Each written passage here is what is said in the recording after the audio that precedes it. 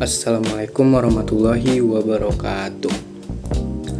Perkenalkan, nama saya Hanif Amatullah dengan akhir NIM 45. Nah, jadi di sini saya akan menjelaskan materi tentang persepsi dan pengambilan keputusan.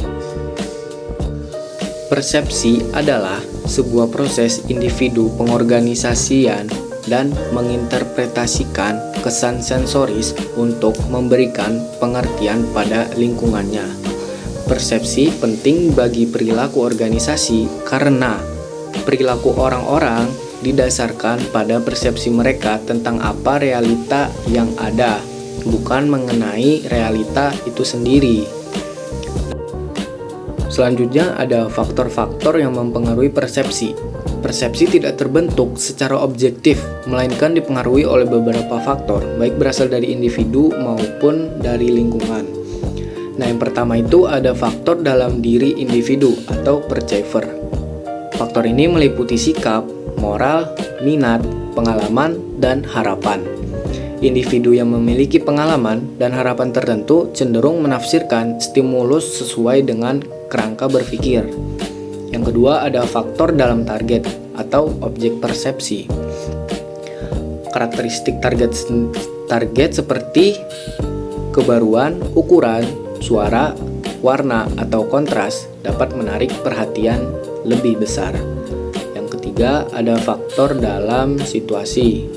Faktor lingkungan, waktu, dan konteks sosial turut mempengaruhi cara individu mempersepsikan suatu fenomena.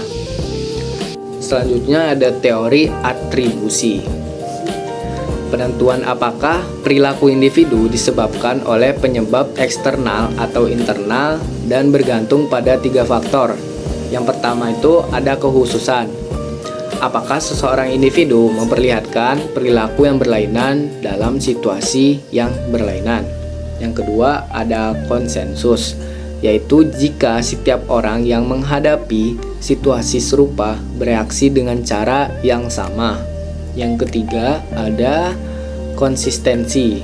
Jadi apakah seseorang memberikan reaksi yang sama dari waktu ke waktu. Selanjutnya ada kesalahan dalam penilaian atau attribution error. Dalam praktiknya, manusia sering melakukan kesalahan dalam proses atribusi.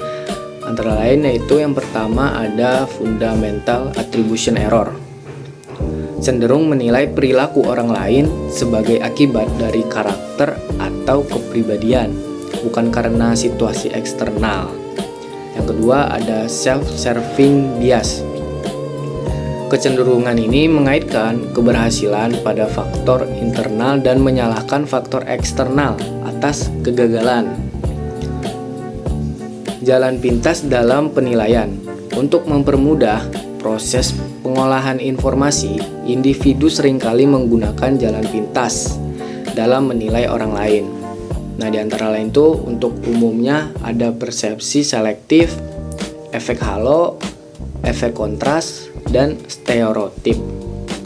Dan untuk yang organisasi itu ada wawancara, ekspektasi kinerja, dan evaluasi kinerja. Selanjutnya ada persepsi pengambilan keputusan. Persepsi mempengaruhi seluruh tahap pengambilan keputusan, mulai dari identifikasi masalah hingga evaluasi hasil. Dalam organisasi, keputusan sering diambil berdasarkan bagaimana seseorang mempersepsikan situasi, bukan berdasarkan kondisi objektif. Hal ini menjadikan pemahaman terhadap persepsi penting agar keputusan yang diambil lebih rasional dan tidak bias. Dalam bias dan kesalahan dalam pengambilan keputusan itu memiliki berbagai bias kognitif yang sering muncul. Berikut adalah bias dan kesalahan dalam pengambilan keputusan. Yang pertama itu ada overconfidence bias, yaitu terlalu yakin terhadap penilaian sendiri atau terlalu percaya diri.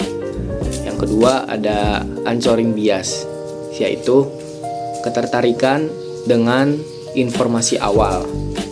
Yang ketiga ada confirmation bias, yaitu kecenderungan mencari informasi yang mendukung.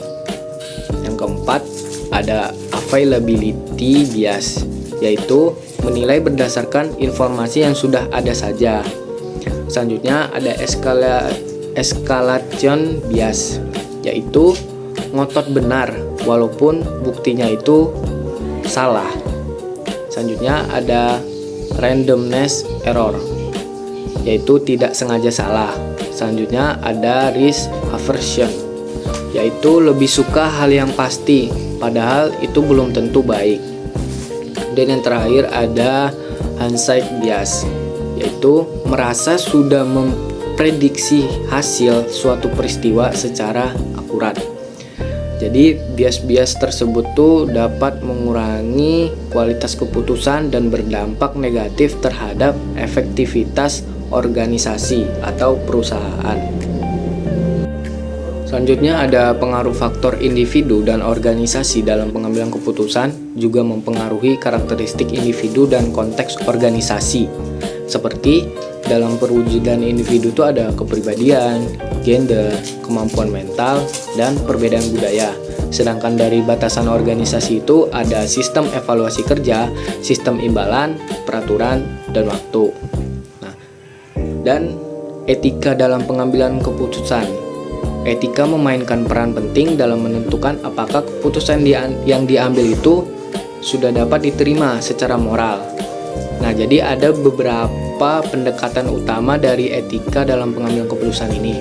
Yang pertama itu ada utilitarianisme, yaitu keputusan yang memberikan manfaat terbesar bagi sejumlah orang terbanyak. Yang kedua ada pendekatan hak, yaitu menjunjung tinggi hak-hak dasar individu.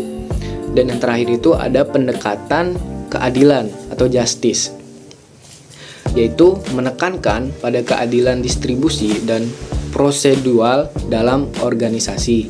Penerapan prinsip etika memastikan keputusan tidak hanya efektif, tetapi juga bermartabat secara moral.